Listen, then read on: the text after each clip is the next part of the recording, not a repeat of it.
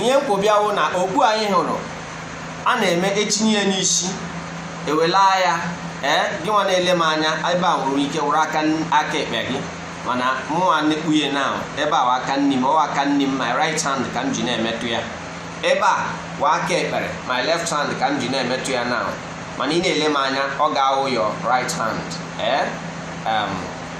o nwere ike ịwụ your right hand based depending on now a na-ekpuli ya ebe a wetakwa ya n'ihu ekecha ekike adọmi ya n'ihu ekechakwa ekike kpuru okpu a eme gịnị ewefee ya azụ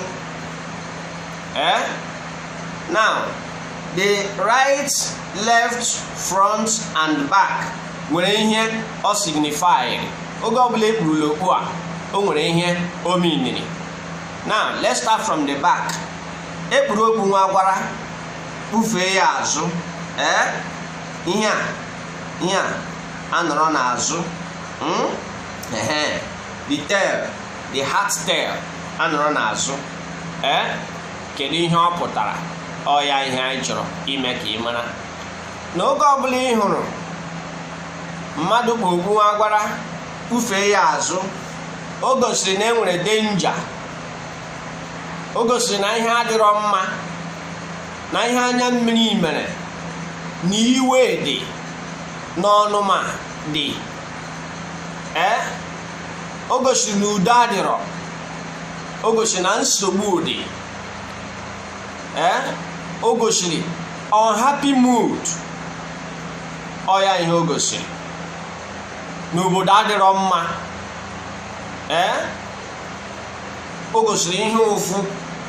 Ọ ya ka eji kpuru eme gịnị kpufee ya azụ. Ọrụgodị na emume ka onye ahụ na-eje nyochaa ya, emume ahụ ọ na-eje bụ emume ihe anya mmiri, emume ihe mwute, emume ihe na-adịrọ mma, ihe a ga-eme anụ asị ndonu. Ọ ihe ọ pụtara.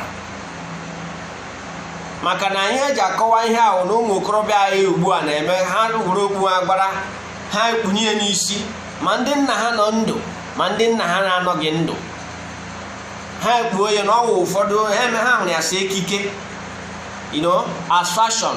Ọ bụrụ fashion, ihe ọbụla Igbo na-eme nwere ihe eji eme ya, o nwere meaning, o nwere significant. So anyị ga-ekwudebe ya ebe a, anyị akọwatarala gị ya. Onwe ajụjụ ị ga-ajụ anyị under comment section, ịjụ anyị. Asị m Amaka mere nwoke, Amaka mere nwaanyị. Aka m bụkwa nwanne unu nwoke Maazị Chidebere Nwosi Ijeọma, na-egbu achara na-edo. Ndewonu.